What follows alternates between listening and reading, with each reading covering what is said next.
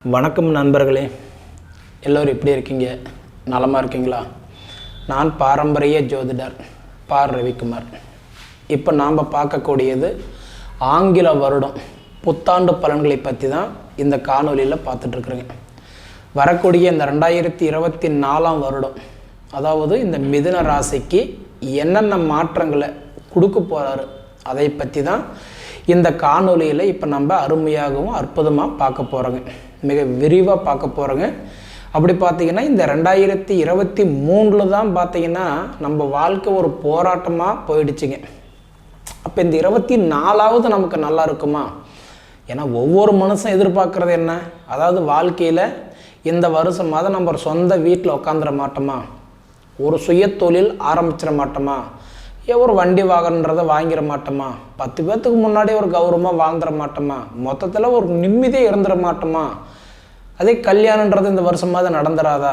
இல்லை கல்யாணம் பண்ணிட்டோம் இந்த வருஷமாவது ஒரு சந்தோஷமாக பழச்சிட மாட்டோமா? அப்படின்ற ஒரு ஏக்கம் ஒவ்வொரு மனுஷனுக்குள்ளாரையும் இருக்க தான் செய்யுதுங்க. அப்படி இருக்கும்போது இந்த 24 இந்த பிரபஞ்சம் என்னென்ன மாற்றங்களை மிதுன ராசிக்கு கொடுக்க போகிறார் அதை பற்றி தான் இந்த காணொலியில் இப்போ பார்க்க போகிறேங்க. அப்படி பார்த்தீங்கன்னா இந்த 2024 பிறக்கக்கூடிய தருணம் அப்படின்னு பார்த்தீங்கன்னா திங்கட்கிழமை அதிகாலையில் இந்த வருடம் பிறக்கப்படுதுங்க. மகம் நட்சத்திரம் 3ஆம் பாதத்தில் சிம்ம ராசியில் கன்னி லக்னத்தில், அதாவது கேது மகா திசையில் தாங்க இந்த வருடம் பிறக்கப்படுது. அதுவும் பார்த்தீங்கன்னா 129 டிகிரியில் தான் இந்த வருடம் பிறக்கப்படுது. அப்படி பிறக்கக்கூடிய இந்த தருணத்தில் வந்து பார்த்திங்கன்னா காலப்புருஷ தத்துவத்துப்படி 3வது ராசி, அதாவது பார்த்திங்கன்னா மிதுன ராசிக்கு இந்த 2024 இந்த பிரபஞ்சம் எப்படி கொடுப்பார் அதை பற்றி தான் இந்த காணொலியில் பார்க்க போகிறேங்க. மிதுன ராசிக்கு வரக்கூடிய நட்சத்திரங்கள் வந்து பார்த்தீங்க அப்படின்னா இன்றைக்கி செவ்வாய் பகவானுடைய நட்சத்திரமான மிருகசீரிஷ நட்சத்திரம் 3ஆம் பாதம் 4ஆம் பாதம். அதன் பிறகு வரக்கூடிய ராகு பகவானுடைய நட்சத்திரமான திருவாதிரை நட்சத்திரம் 4 பாதங்கள். அதன் பிறகு வரக்கூடிய குரு பகவானுடைய நட்சத்திரமான புனர்பூச நட்சத்திரம் 1 பாதம். அப்போ பார்த்தீங்க அப்படின்னா இந்த வருஷத்தில், அதாவதுன்றது இந்த 3 நட்சத்திரங்கள் 9 பாதங்கள் அடங்கிய மிக ஒரு அருமையான ஒரு ராசி மிதுன ராசி. இந்த மிதுன ராசிக்கு அதிபதின்றவர் யாருன்னா புதன் பகவான், அதாவது தொழில் காரகன், தொழிலுக்கு அதிபதினு சொல்லக்கூடிய புதன் பகவான். அப்படி பார்க்கும்போது இந்த மிதுன ராசியில் பிறந்தவங்களுக்கு பார்த்தீங்கன்னா போக வேண்டிய ஆலயம் அப்படின்னு பார்த்தீங்கன்னா ஸ்ரீ காந்திமதி நெல்லையப்பர் ஆலயத்துக்கு தான் போயிட்டு வந்தால் ரொம்ப நல்லதுங்க. இது எந்த மாவட்டத்தில் இருக்குங்கன்னா திருநெல்வேலி மாவட்டத்தில் இருக்குங்க. ஸ்ரீ நெல்லையப்பர், அதாவது ஸ்ரீ காந்திமதி நெல்லையப்பர்ன்ற ஒரு ஆலயத்துக்கு போயிட்டு வரணும். சரிங்களா? திருநெல்வேலிக்கு போயிட்டு வந்தால் ஒரு திருப்பம் நடக்குன்றது ஒரு ஐதீகம். பொதுவாக குலதெய்வம் நம்ம ராசிக்கு வந்த ஆலயம், இது ரெண்டுமே எப்பயுமே நம்ம ஒரு விசேஷத்துக்கு போய் கும்பிட்டு வந்தோம் அப்படின்னா ரொம்ப நல்லது. அதாவது நமக்கு ஒரு பர்த்டேக்கு போயிட்டு வர்றது நல்லது, அதாவது ஒரு திருமண நாள், ஒரு கல்யாண நாளுக்கு போயிட்டு வர்றது நல்லது, வருஷ பிறப்புக்கு போயிட்டு வர்றது நல்லது. இதுபோல் ஒரு சுப நிகழ்ச்சிகளுக்கு பார்த்தீங்கன்னா குலதெய்வம் அல்லது நம்ம ராசிக்கு உகந்த ஆலயம், இது ரெண்டுமே வணங்குறது எப்பயுமே ஒவ்வொரு மனிதனுக்குமே ஒரு தனி சிறப்புண்டுங்க. சரிங்களா? அப்படி பார்த்தீங்கன்னா இந்த மிதுன ராசியில் பிறந்தவங்களுக்கு நான் என்ன சொல்கிறேன், ஸ்ரீ காந்திமதி அப்படின்ற ஒரு, அதாவது தெய்வத்தை, அதாவது நெல்லையப்பர் அப்படின்ற ஒரு கடவுளை போயிட்டு திருநெல்வேலியில் போயிட்டு கண்டிப்பாக ஒரு அர்ச்சனை பண்ணிட்டு வாங்க. இந்த 2024 உங்களுக்கு சூப்பராக இருக்குங்க. சரிங்களா? இதை போக பார்த்தீங்க அப்படின்னா இன்றைக்கி பார்க்கும்போது இந்த 2024 அதாவது பிறக்கும்போது இந்தவுடைய நட்சத்திரம்னு சொன்னோம் பார்த்தீங்களா, அதுலேயே அந்த திருவாதிரை அப்படின்ற நட்சத்திரம் சொன்னோம் பார்த்தீங்களா, உலகத்திலேயே எத்தனையோ கோடி பேர் நம்ம இருக்கோம்.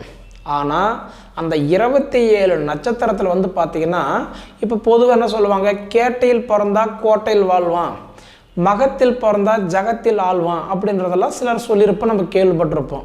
ஆனால் அதை விட தனி ஒரு சிறப்பு என்ன அப்படின்னு நம்ம பார்த்தோம்னா, இன்னைக்கு பார்க்கும்போது அந்த திருவாதிரை அப்படின்றது, அந்த திரு அப்படின்ற வர்றது ஒரு மரியாதைக்குரிய உண்டான ஒரு வார்த்தை திரு அப்படின்றது.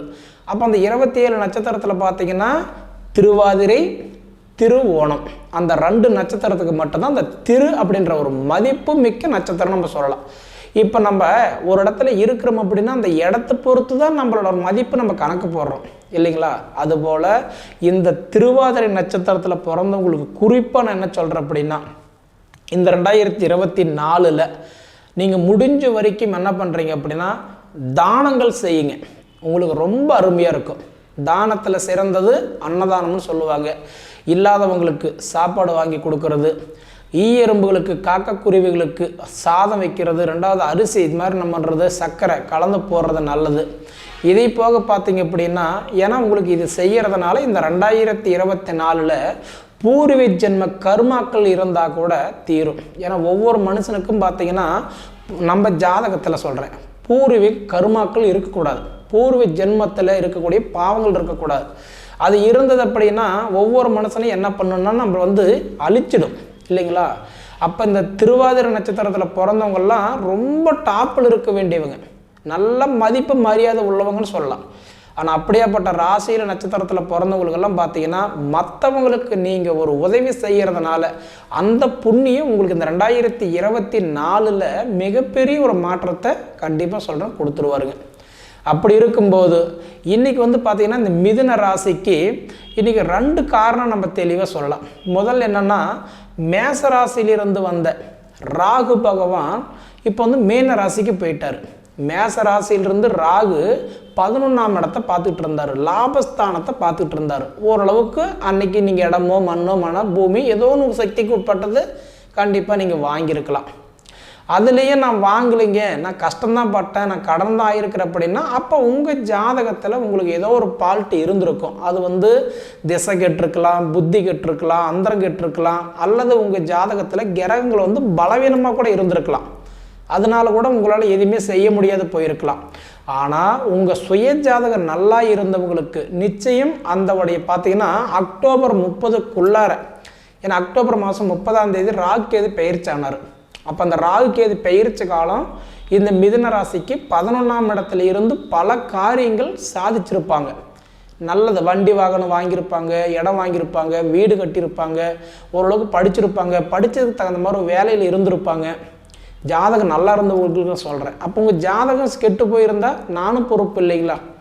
பொதுவாக யாரும் பொறுப்பு ஆக முடியாது. அப்போ உங்கள் ஜாதகம் எங்கே போனால் நல்லது, எந்த சாமி கும்பிட்டால் நல்லது, எப்படி நம்ம வழிபாடு நம்ம பண்ணனா நல்லதுன்றது உங்கள் சுய ஜாதகம் தான் பார்த்துக்கிடணும் இல்லைங்களா?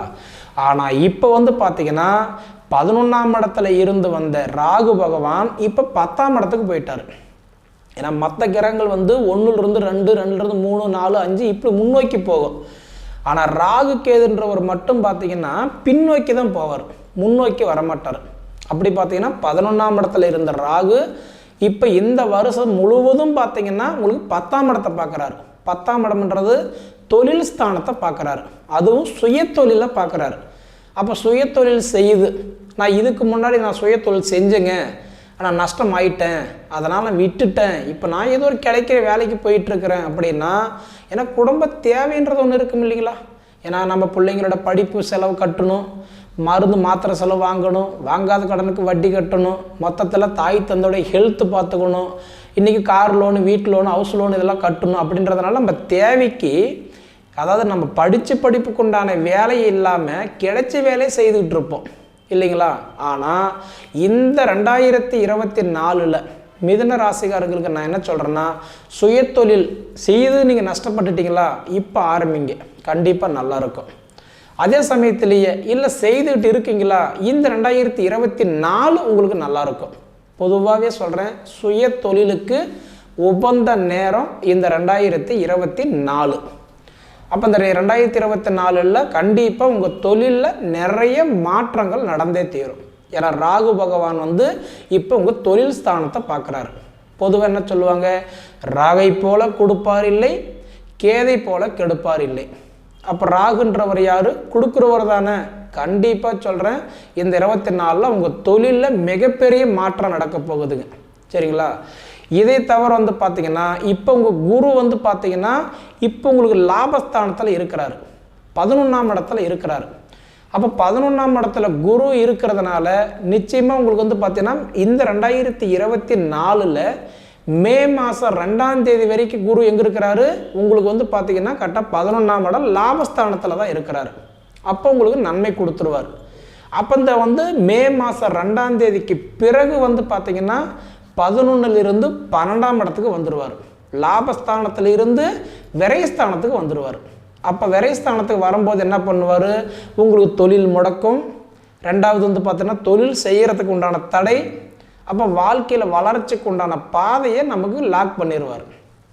அப்போ நீங்கள் எதாவது செய்கிற மாதிரி இருந்ததுன்னா, தொழில் செய்யலான்னு ஆசைப்பட்றீங்களா, ஒரு வீடு கட்டலான்னு ஆசைப்பட்றீங்களா, ஒரு சொத்து கிரை பண்ணலான்னு ஆசைப்பட்றீங்களா, ஒரு வண்டி வாகனம் வாங்கலான்னு ஆசைப்பட்றீங்களா, இது எல்லாமே மே மாதம் 2ஆம் தேதிக்குள்ளாரையே இது எல்லாமே நடந்துடும். ஏன்னா குரு பகவான் இப்போ 11ஆம் இடத்துல இருக்கும்போதே உங்களுக்கு ஓரளவுக்கு நல்லது நடத்தி கொடுத்துருவார். அப்போ இந்த மே மாதம் 2ஆம் தேதிக்குள்ளார நிச்சயமாக உங்களுடைய கனவு நனவாகும். ஏன்னா இதுக்கு முன்னாடி கணவனும் மனைவியும் 2 பேரும் உட்காந்து ஆலோசித்து முடிவு பண்ணி நம்ம எடுத்த காரியம் நமக்கு நடக்கலையே. ஏன்னா எல்லாரும் வீடு கட்டுறாங்க, நம்மளால் கட்ட முடியல. மற்றவங்க வந்து பார்த்திங்கன்னா இன்றைக்கி வந்து தொழில் செய்கிறாங்க, நம்மளால் செய்ய முடியல. மற்றவங்க நகை நட்டு வாங்குறாங்க, நம்மளால் வாங்க முடியல. நாம் இன்னும் அதே இடத்துல இருக்கிறோமே, அந்த ஆரம்பிக்கிற இடத்துலையே தான் நம்ம இருக்கிறோமே அப்படின்னு வருத்தப்பட்டுக்கிட்டு இருக்கிற இந்த மிதுன ராசிக்காரங்களுக்கு நான் என்ன சொல்கிறேன்னா, எது செய்கிற மாதிரி இருந்தாலும் மே மாதம் 2ஆம் தேதிக்குள்ளாரையே பண்ணிக்கிடுங்க. அது தொழிலாக இருக்கட்டும், வீடு வாசல் கட்டுறதா இருக்கட்டும், வீடு வாசல் ஆல்ட்ரு பண்ணுறதா இருக்கட்டும், எது செய்கிற மாதிரி இருந்தாலும் இந்த மே மாதம் 2ஆம் தேதிக்குள்ளாரையே செஞ்சுக்கோங்க. கண்டிப்பாக உங்களுக்கு நன்மை கொடுத்துருவார். அதை தவிர வந்து பார்த்திங்கன்னா இன்றைக்கி வந்து பார்த்திங்கன்னா மெயினாக இந்த மிதுன ராசியில் பிறந்த இன்றைக்கி இந்த வாகன ஓட்டிகளுக்கு, ஒரு டிரைவராக இருக்கீங்க பார்த்திங்கன்னா, பொதுவாக எல்லாமே பார்த்திங்கன்னா இந்த வாகன ஓட்டி டிரைவர்களுக்கெல்லாம் நான் என்ன சொல்கிறேன் அப்படின்னா, கண்டிப்பாக ஒரு அருமையான ஒரு மாற்றத்தை கொடுத்துருவாருங்க. அதாவது மோட்டார் வகையில் இருக்கிறவங்களுக்கும் சரி, ரெண்டாவது வந்து பார்த்திங்கன்னா இந்த கொத்து வேலை செய்கிறவங்களுக்கு, மூணாவது இந்த விவசாயிகளுக்கு, இந்த 3 பேருக்குமே அருமையான ஒரு தருணம். ஏன்னா 3 பேருமே பார்த்திங்க அப்படின்னா கடின உழைப்பில் கஷ்டப்படுறவங்க. அதாவது ஒரு கட்டிட வேலை, ஒரு காங்கிரீட் வேலை, அதாவதுன்றது ஒரு கலை வேலை, எல்லாமே ஒன்று தாங்க. இந்த லைன் இருக்கிறவங்களுக்கெல்லாம் பார்த்திங்கன்னா ரொம்ப வருஷமாக முயற்சி எடுத்திருப்பீங்க. என்னடா இன்றைக்கி மற்றவங்கெல்லாம் நல்லா இருக்கிறாங்களே, நம்ம பேச்சு கேட்டவங்க நல்லா இருக்கிறாங்க, நம்ம சாப்பாடு சாப்பிட்டவங்க நல்லா இருக்காங்க, நம்ம துணிமணி கட்டி பார்த்தவங்க நல்லா இருக்காங்க, நம்மளால் நல்லா இருக்க முடியலையே அப்படின்னு வருத்தப்பட்டு இந்த 2023 ஏக்கத்தோடு வாழ்ந்தவங்களுக்கும் சரி, ரெண்டாவது வந்து பார்த்துட்டிங்க அப்படின்னா நான் விவசாயியில் இருந்து நஷ்டமாகி ஏகப்பட்ட குழப்பமாகி எல்லாம் வித்துடலாமா நினைக்கக்கூடிய விவசாயிகளுக்கும் சரி, அதை தவிர பார்த்திங்கன்னா நம்ம இவ்வளோ ஹார்ட் ஒர்க் பண்ணுறோம், சம்பாதிக்கிறோம், முதலாளிக்கு சம்பாரித்து கொடுத்துட்டு வெறுங்கை தானே வீசிட்டு போயிட்டுருக்குறோம். அப்போ உழைப்புக்கு தகுந்த ஊதியம் இல்லை, வேலைக்கு தகுந்த கூலி இல்லை, மொத்தத்தில் எவ்வளோ காசு வந்தாலும் இன்றைக்கி நட்டத்தில் தானே போயிட்டுருக்குறோம் அப்படின்னு நினைக்கிறேன். நீங்கள் வந்து ஒரு மோட்டார் லைனில் இருக்கிறவங்களும் சரி, நிச்சயம் நான் சொல்கிறேன், இந்த 3 துறையில் இருக்கிறவங்களுக்கு இந்த 2024 சூப்பராக இருக்க போகுதுங்க. இதில் மாற்றமே இல்லை. சரிங்களா? மொத்தத்தில் இந்த மிதுன ராசியில் பிறந்தவங்களுக்கு வந்து பார்த்தீங்க அப்படின்னா, ஏன்னா பொதுவாக என்னென்னா உங்கள் தொழிலுக்கு அதிபதி, தொழில் காரகன் நான் முன்னே சொன்ன மாதிரி இன்றைக்கி புதன் பகவான் தான். இதுலேயும் உங்கள் ஜாதகத்தில் புதன் திசை நடந்ததுன்னா கண்டிப்பாக அடித்து சொல்கிறேன், சொந்தமாக வண்டி வாகனம் வாங்கிடுவீங்க, வீடு கட்டிடுவீங்க. ஏன்னா உங்கள் ராசிக்கு அதிபதியும் புதன், உங்களுக்கு புதன் திசையும் நடந்துருச்சு அப்படின்னா கண்டிப்பாக உங்களை டாப்பில் கொண்டு போய் வச்சுருவார். அதே உங்கள் ஜாதகத்தில் சனி திசையோ அல்லது வந்து பார்க்கும்போது கேது திசையோ இது போல் ஒரு கெடுக்கிற திசையாக இருந்தால் கண்டிப்பாக கீழே கொண்டு போய் விட்டுருவார். படிப்புக்கெல்லாம் பார்த்திங்கன்னா சுக்கிரன், அதாவது சுக்கிரனுடைய திசை, குரு திசை, ராகு திசை, இந்த மாதிரி திசையெல்லாம் நடந்ததுன்னா கல்வி கண்டிப்பாக சூப்பராக இருக்கும் பொதுவாக இந்த மிதுன ராசிக்காரங்களுக்கு. அப்போ என்னென்னா நம்ம சுய ஜாதகத்தை பொறுத்து தான் நமக்கு நடைமுறை வரும். அப்போ பொது பலன் கேட்டுட்டு நம்ம எதுவுமே முடிவு பண்ணிட முடியாது. ஒருத்தருடைய இண்டிவிஜுவலாக ஜாதகன்றது 90% பேசும், ஆனால் பொது பலன்றது 10% தான் பேசும்.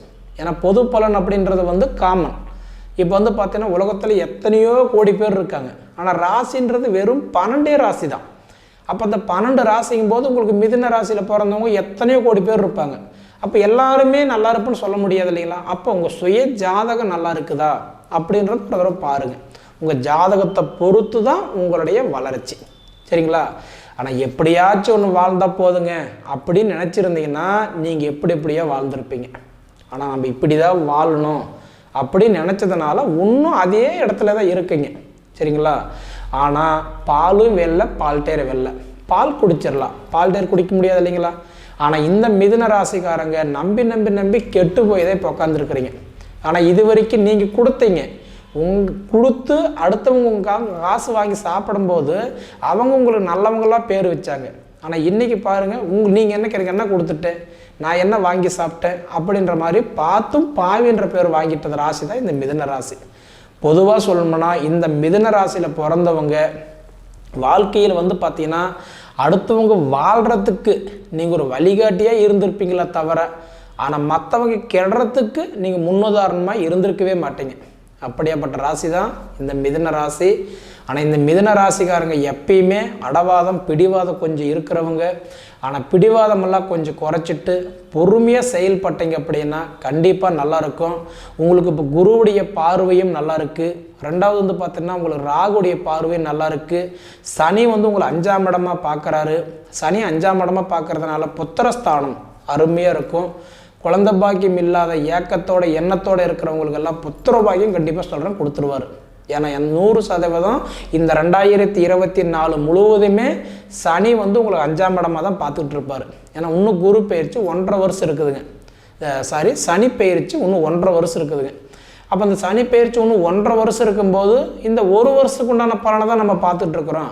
அப்போ இந்த 1 வருஷம் ஃபுல்லாகவே சனி வந்து உங்களுக்கு 5ஆம் இடமாக பார்க்குறதுனால புத்திர பாக்கியமெல்லாம் இல்லாதவங்களுக்கு புத்திர பாக்கியம் கண்டிப்பாக கொடுத்துருவார். ஆனால் உங்கள் சுய ஜாதகம் நல்லா இருக்கணும். ஏன்னா ஒருத்தருடைய ஜாதகத்தில் புத்திரஸ்தானம் நல்லா இருக்கணும்.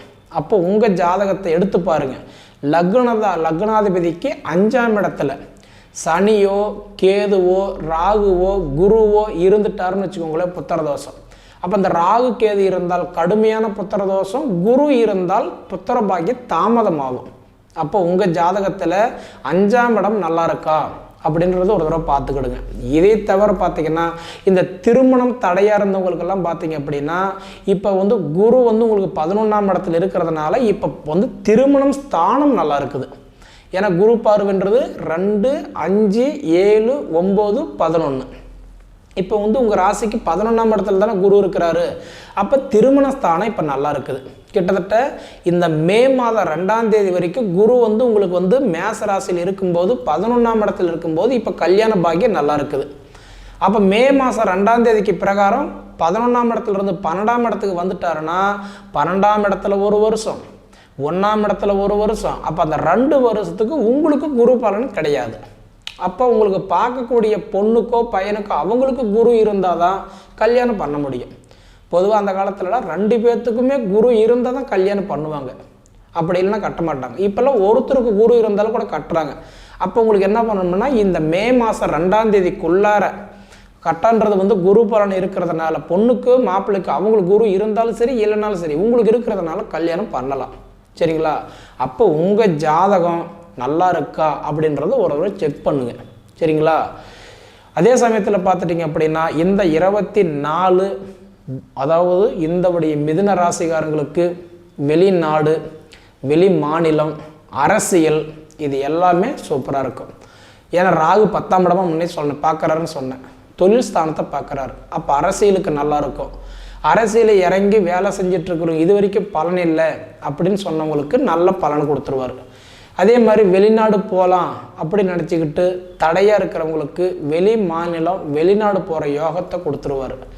இதே போக இந்த கலைத்துறையில் இன்றைக்கி இருந்து சாதிக்கணும், விளையாட்டுத்துறை கலைத்துறையில் இருக்கிறவங்களுக்கெல்லாம் பார்த்தீங்கன்னா நான் நல்லா ஸ்போர்ட்ஸ் லைன்லலாம் விளையாடுவேங்க, நல்லா ஆர்வமாக இருக்குது, நல்லா எனக்கு எக்ஸ்பீரியன்ஸ் இருக்குங்க அப்படின்னு சொல்லிட்டு கூட இன்றைக்கி இருந்து எனக்கு எந்த ஒரு புரோஜனம் இல்லை அப்படின்னு சொன்னவங்களுக்கெல்லாம் இந்த 2024 அருமையாக இருக்க போகுதுங்க, சரிங்களா? மொத்தத்தில் என்ன அப்படின்னா இந்த மிதுன ராசிக்காரங்களுக்கு 2024 அருமையாக இருக்குன்னு சொல்கிறதுல எந்த காரணத்தை கொண்டு ஒரு மாற்று கருத்துன்றது இல்லை, சரிங்களா? சரி நண்பர்களே, பொதுவாக இந்த 2024 எந்த தயக்கம் வேண்டாம், செய்கிறத துணிஞ்சு பண்ணுங்கள், அது கண்டிப்பாக வெற்றி கொடுக்கும். சரிங்களா? எதாக இருந்தாலும் நீங்கள் அனுபவித்து பார்த்துட்டு சொல்லுங்கள். சரிங்களா? சரி நண்பர்களே, இதுக்கு முன்னாடி நம்ம ஃபீனிக்ஸ் ஆன்மீக சேனலை சப்ஸ்கிரைப் பண்ணாதவங்க சப்ஸ்கிரைப் பண்ணிக்கோங்க, உங்கள் நண்பர்களுக்கு ஷேர் பண்ணுங்கள். சரிங்களா? அது போக உங்கள் பொன்னான நேரத்தை ஒதுக்கி இவ்வளோ நேரம் என்னுடைய காணொலியை முழுமையாக பார்த்ததுக்கு என் மனசில் இருந்து கேட்டுக்கிறேனுங்க. நன்றி.